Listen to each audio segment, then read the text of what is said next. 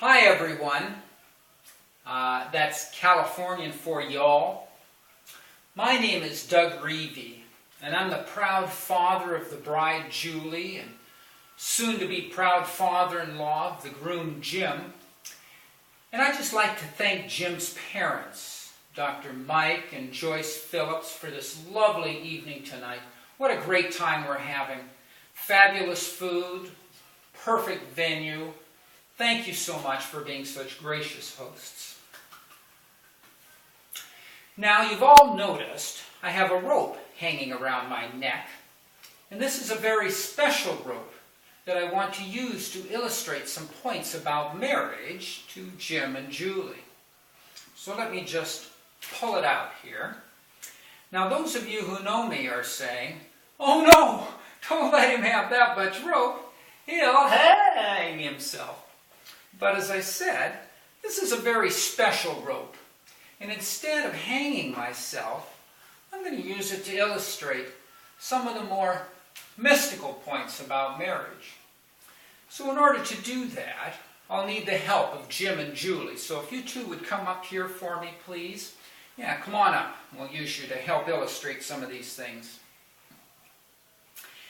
As we are all painfully aware, marriage is under attack in our society today, and it must be strong to withstand.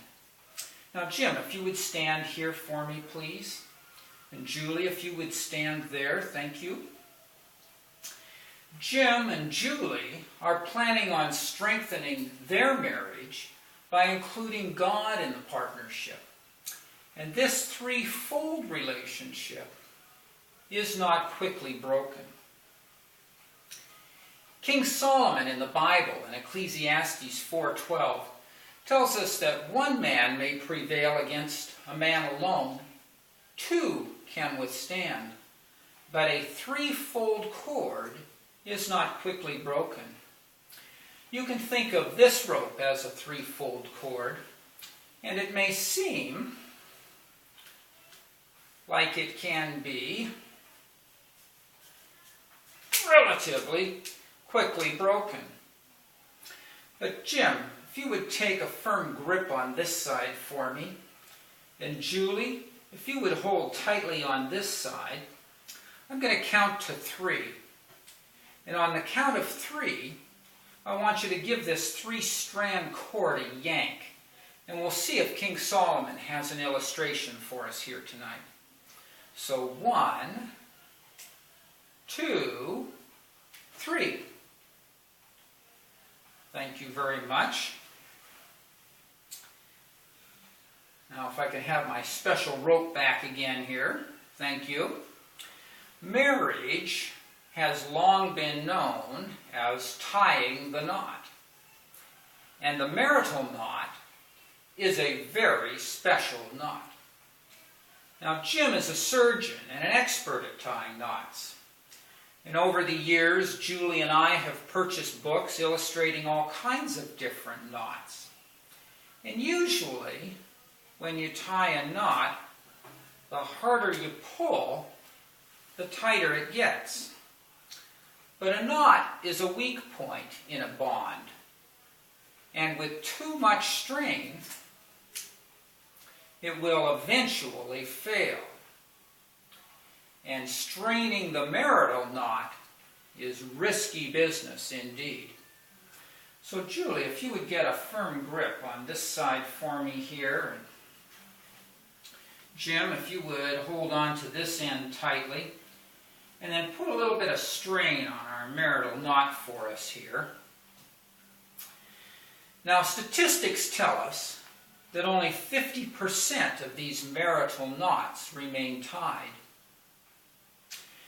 And when you two find yourselves at the end of your rope, compromise, and the advice of family and friends may shift that strain from one side to the other. And tying that marital knot even tighter still leaves a weak point. The true strength in a Christian marriage comes from God. And when God joins two lives in holy matrimony, He doesn't tie a marital knot. He creates one flesh.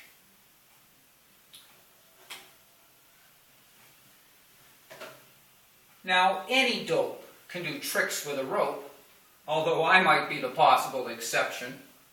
Our true purpose tonight is to celebrate the delight of this marriage at its very inception.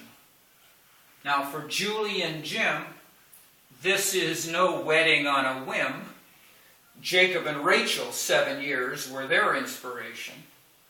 But they finally pulled the trigger to start a life that will be bigger as they encourage each other towards perfection. Now remember this cord. The third strand is the Lord, the true strength in your marital relation. Your bond is one flesh. Even when your ideas don't mesh, trust the Lord for your reconciliation. Now if we'll all take our cup and raise it high up and toast them in true jubilation for a long, joyous life and a minimum of strife and the loving support of every friend and relation. To Julie and Jim,